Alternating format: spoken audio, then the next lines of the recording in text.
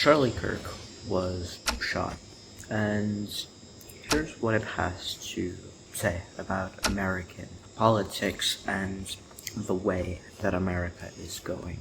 Hello and welcome back to the Troubling Reports. Today I wanted to go over how exactly Charlie Kirk getting shot is going to impact America and American politics going forward. And of course, if you're not an American-centric viewer, feel free to click off. However, I felt it was important to go over, as it is a huge development in political violence in the United States, and realistically, it's not something that's a good sign for America. Now, there has always been political violence in the U.S., and I'll be the first to state that that's part of why I left in 2022 part-time and then full-time in 2023. However, what isn't talked about enough is the fact that that political violence stems from a lot of the lacking mental health acceptance and a lot of the inherent culture of men particularly being vilified.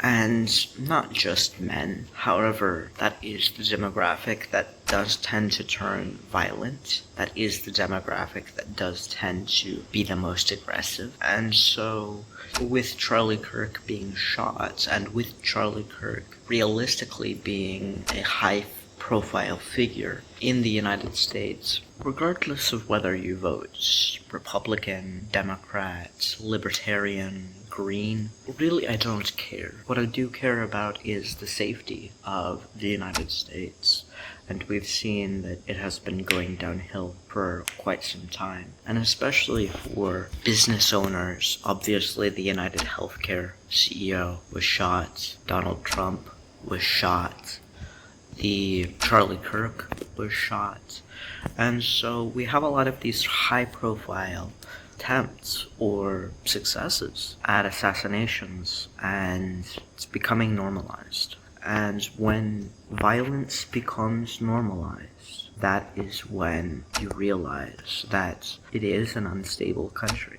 Now, I don't have as doom and gloom of an opinion of the United States as most internationalization channels do. I think that it will still be a major trade hub in and outside of 2100. I think that it will still have dollar dominance. I still think that the US system will be used for a long time. However, understanding that and also understanding political situation is extremely dangerous, that people, even in safe states, Utah is a safe state. People do not tend to commit acts of violence in Utah. Even in that circumstance, if there is a gunman that is able to kill someone with 5 security guards around, it makes you wonder why you should stay in the US. And well, I'm not telling everyone, oh, leave the US, oh, you're so unable to spend time in the US. I do think it should make you wonder and make you contemplate where you want to be, where you want your son, your daughter, your wife to be in the next 10, 20, 30 years. You shouldn't be thinking about just in the next year. You shouldn't be thinking about just in the next month. You shouldn't be thinking just in the next day. As we've seen, these things do move quickly, but then they move slowly in the wrong direction.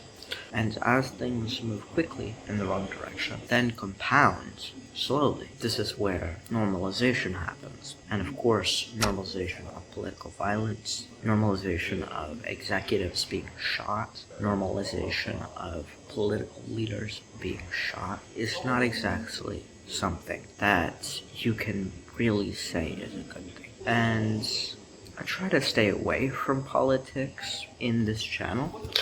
I try to truly spend as little time on politics as I can. This is beyond politics. This is the safety of your capital. This is safety of your children.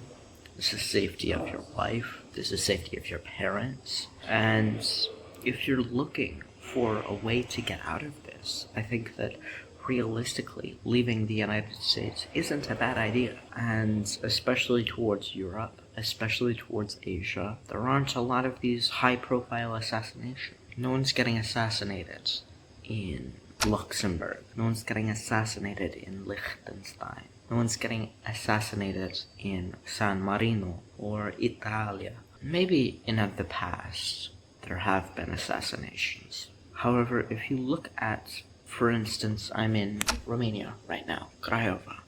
I'm in the train station waiting to go to Vidin. Both of these countries, both Romania and Bulgaria, are extremely realistically safe.